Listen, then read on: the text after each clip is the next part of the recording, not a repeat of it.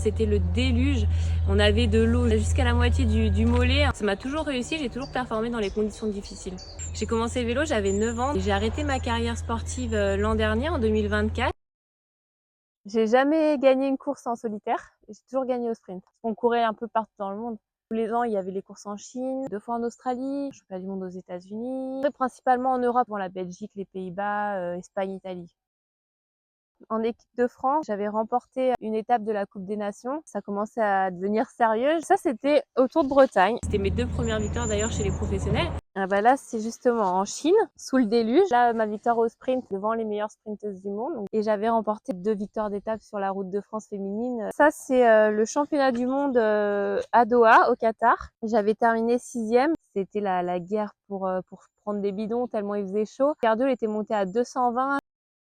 Je suis fière d'avoir côtoyé les meilleurs cyclistes du monde. C'était lors de mon passage dans la meilleure équipe mondiale chez SD Works. Le maillot, j'ai passé 5 saisons au sein de l'équipe française à FDJ, où j'ai eu mes plus beaux résultats. Parce que tu as quand même été médaille de bronze au championnat d'Europe. J'avais terminé 3e. Ouais, j'ai déjà couru avec Jeannie Longo dans mes premières années chez les élites. C'était pas forcément la personne qui transmettait ou qui parlait vraiment dans le peloton.